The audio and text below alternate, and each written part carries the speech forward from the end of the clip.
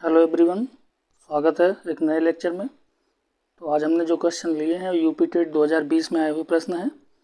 और ये जो आपकी प्रैक्टिस सीरीज चल रही है ये आपकी यूपी टेट, सी टेट और बीपीएससी को भी मद्देनज़र रखते हुए चलाई जा रही है।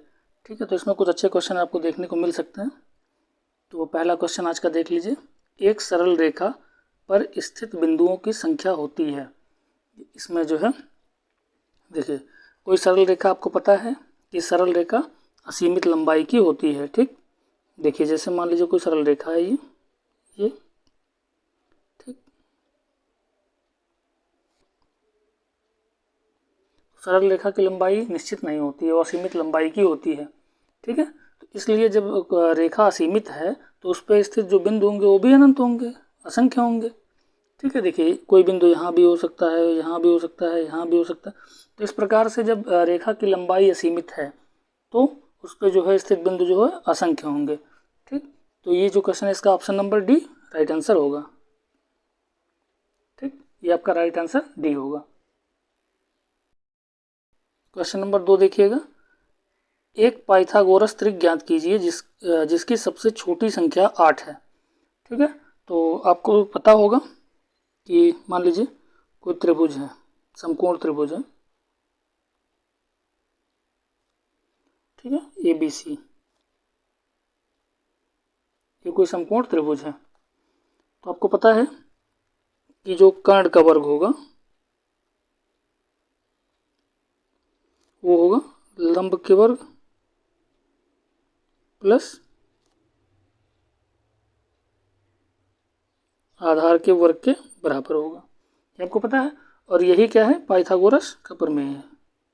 ठीक, तो इसमें कह रहा है कि पाइथागोरस त्रिक ज्ञात करिए, जो ट्रिपलेट है उसको ज्ञात करना है जिसकी सबसे छोटी संख्या 8 है। तो इस प्रकार से हम देख सकते हैं कि ऑप्शन डी आपका गलत हो जाएगा, क्योंकि इसमें सबसे छोटी संख्या क्या है, 6 है। तो ये यहीं से खत्म हो गया। अब बचे 3 ऑप्शन, तो इसमें से हम पहले ऑप्शन को ट्राई करेंगे। ठीक, तो देख लीजिए पहला ऑप्शन, ठीक, 8, 15 और 17 को, ये हो गया।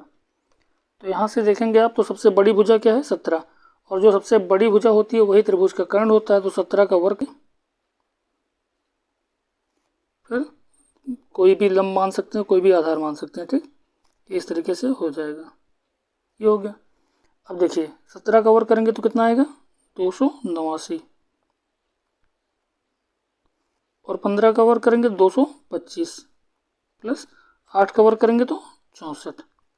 तो ये हो गया 289, ये हो गया 225 और 64 जोड़ेंगे तो क्या हो जाएगा, 289। तो ये दोनों हो गए बराबर। इसका मतलब ये है कि ये जो है पाइथागोरस त्रिक को फॉलो कर रहा है। ठीक, इसलिए और अब कोई जांचने की ज़रूरत नहीं है, आप लोग कर लीजिएगा इस तरीके से। बाकी दो ऑप्शन जो हैं तो वो नहीं होगा, इसलिए ऑप्शन नंबर ए जो है आपका वो राइट आंसर होगा। अगला क्वेश्चन देखिएगा।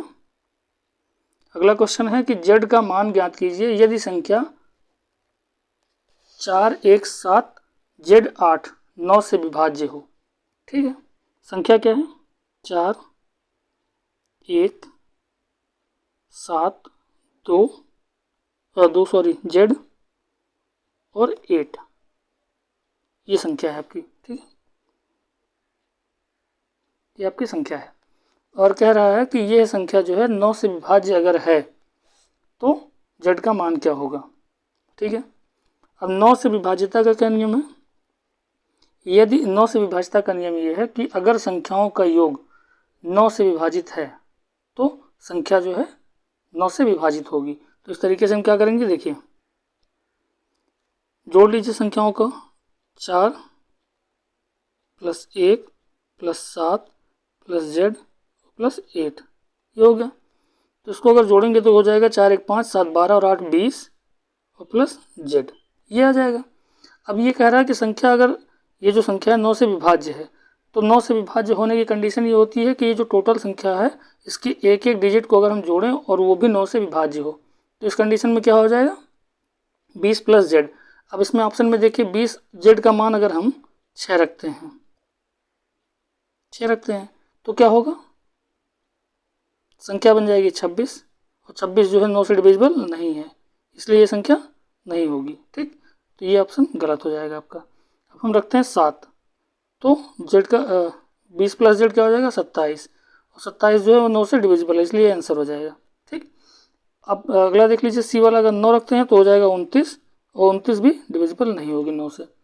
इस तरीके से अगर हम 3 रख दें तो क्या हो जाएगा, 3 भी हो जाएगा, तो 20 3 23 हो जाएगा, और ये भी डिविजिबल नहीं है, तो क्या हो जाएगा, ऑप्शन नंबर बी जो है आपका राइट आंसर हो जाएगा। ठीक, इस क्वेश्चन के लिए। अगला क्वेश्चन देखिएगा, यदि 2160 बराबर 2 के पावर ए गुणे 3 के पावर बी गुणे 5 के पावर सी, तो 3 के पावर ए गुणे 2 के पावर माइनस बी गुणे 5 के पावर माइनस सी का मान ज्ञात करना है आपको। ठीक, तो दिया क्या है, 2160 को दिया है 2 के पावर ए गुणे 3 के पावर बी गुणे 5 के पावर सी, ये दिया है। तो आपको निकालना क्या है, 3 के पावर ए गुणे 2 के पावर माइनस बी गुणे 5 के पावर माइनस सी, ये आपको निकालना है। ठीक, ये आपको निकालना है। तो सबसे पहले हम ये पता करें कि ये जो 2 के पावर ए है, बी है, सी है, जो ए बी सी है ये है क्या। तो इसके लिए हम क्या करेंगे, 2160 को हम जो है गुणनखंड कर लेंगे। तो इस तरीके से देखिए, 2160 को अगर हम गुणनखंड करेंगे तो देखिए क्या होगा, 2 से काटिए, 2 एकम 2, फिर 2 अठे 16 और 0, फिर 2 से काटिए, 2 पच्चे 10, 2 चौका 8 0, फिर 2 से काटिए तो 270 आ जाएगा, फिर 2 से काटिए तो हो जाएगा 2 एकम 2 और 135 आ जाएगा। अब 3 से कट जाएगा, 3 चौके 12 और 3 पचे 15, फिर 3 से काटिए, 3 से 15, फिर 3 से काटिए तो 3 पचे 15, और फिर 5 से काटिए 1 आ जाएगा। ठीक, तो क्या मिला, देखिए मिला ये कि 2 गुणे 2 गुणे 2 गुणे 2, ये मिल गया। ठीक, और मिला 3 गुणे 3 गुणे 3, ये मिल गया, और एक मिला 5। तो इस तरीके से क्या हो गया, 2 के पावर 4 मिला, और 3 के पावर 3 मिला, और 5 के पावर 1 मिला, ये मिल गया हमको। ठीक है, तो यहाँ से देखिए क्या होगा, ए का मान यहाँ से देख लीजिए, इस तरीके से हो जाएगा। 2160 को अगर हम लिखेंगे तो 2 के पावर 4 गुणे 3 के पावर 3 गुणे 5 के पावर 1, ये हो जाएगा। ठीक है, तो अगर हम तुलना करें यहाँ से तो ए बराबर 4 मिल जाएगा हमें। ठीक है, ए बराबर 4 मिल गया, देखिए ए और 4, ठीक, तो 4 हो गया। बी के बराबर 3 मिल जाएगा हमें। ठीक है, सी के बराबर 1 मिल जाएगा। तो यहाँ पे हम वैल्यू को रख देंगे। ठीक, तो 3 के पावर 4 हो जाएगा, गुणे 2 के पावर माइनस 3 हो जाएगा, और गुणे 5 के पावर माइनस 1 हो जाएगा। ठीक, तो देखिए 3 के पावर 4, और जितना घात माइनस में होता है आपको पता होगा कि अगर कोई संख्या ए के पावर माइनस एम है तो इसको हम इस तरीके से 1 बटा ए के पावर एम लिख सकते हैं। ठीक है, तो इस नियम को लगा के यहाँ पे क्या हो जाएगा, इस नियम को लगाएंगे और 1 के पावर 2 के पावर 3 कर देंगे, और यहाँ पे 5 के पावर 1 कर देंगे। इस तरीके से हो जाएगा। 3 का पावर जो है 4, तो आप निकालेंगे तो 3 के पावर 4 होता है 81।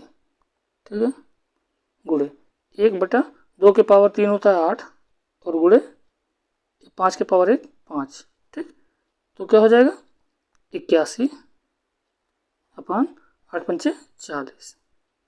ठीक है, तो ये हो जाएगा 81 गुणे 81 बटा 40। तो कौन से ऑप्शन में है, ऑप्शन नंबर बी में है, तो इसलिए आपका राइट आंसर क्या हो जाएगा, ऑप्शन नंबर बी। अगला क्वेश्चन देखिएगा, पार्श्व आकृति द्वारा ज्ञात करें x का मान है। ठीक है, तो यहाँ पे आप देखेंगे 2 के सामने 8 लिखा हुआ है। देखिए इस तरीके से हम इसको यहाँ पे बना देते हैं। यहाँ पे इस तरीके से ये कोई आकृति है। ठीक है, तो 2 के सामने क्या लिखा हुआ है 8। ठीक है, और यहाँ पे 64 लिखा है, यहाँ पे 4 लिखा है। ठीक, इस तरीके से बनाइए 1, और यहाँ पे लिखा हुआ है x, और ये लिखा है 3 और यहाँ पे 27 ये लिखा हुआ है। ठीक, तो देखिए यहाँ से 2 के पावर 2 के सामने 8 है, 4 के सामने 64 है, 3 के सामने 27 है, तो 1 के सामने x है और इसी x की वैल्यू को हमें फाइंड करना है। तो क्या करेंगे, देखिए 2 की पावर 3 अगर करते हैं तो 8 मिल जाएगा। ठीक है, तो 2 की पावर अगर हम 3 करेंगे तो क्या मिल जाएगा, 8। इस तरीके से 4 की पावर अगर हम 3 करेंगे तो क्या हो जाएगा, 64। 3 की पावर अगर हम 3 करेंगे तो क्या मिल जाएगा हमें, 27। ठीक है, इसी तरीके से देखिए फिर से एक बार देख लीजिए, 2 की पावर 3 अगर रखेंगे तो 8 मिल जाएगा, 3 की पावर अगर 3 रखेंगे 27 मिल जाएगा, 4 की पावर 4 रखेंगे तो 64 मिल जाएगा। तो ठीक इसी तरीके से 1 की पावर 1 कर दीजिए तो क्या मिल जाएगा, 1, और यही 1 जो होगा वो x का मान होगा, इसलिए आपके ऑप्शन ए में दिया हुआ है, ये वाला ऑप्शन सही हो जाएगा। अगला क्वेश्चन देखिएगा, एक आयत की लंबाई में 60% की वृद्धि करने पर उसकी चौड़ाई में कितने प्रतिशत की कमी करनी होगी जिससे आयत का क्षेत्रफल ना बदले।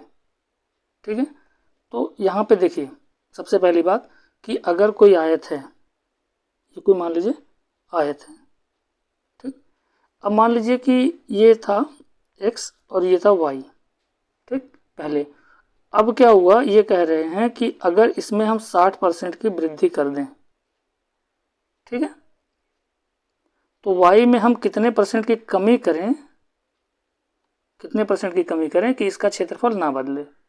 ठीक है, तो इसका सबसे सिंपल सा फार्मूला होता है, सबसे सिंपल सा, कि देखिए जो प्रतिशत कमी या वृद्धि है r, ठीक, बटे में 100 प्लस माइनस r, अगर वृद्धि है तो प्लस और कमी है तो माइनस r गुणे 100।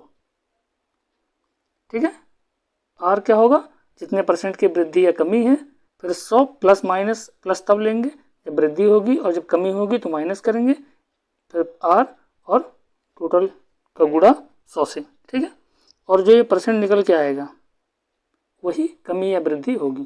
ठीक है, तो यहाँ पे सीधे सीधे वैल्यू रख दीजिए, कितने परसेंट की वृद्धि हुई है, 60% की। ठीक, यहाँ पे करेंगे 100 प्लस 60, ये हो जाएगा गुणे 100%।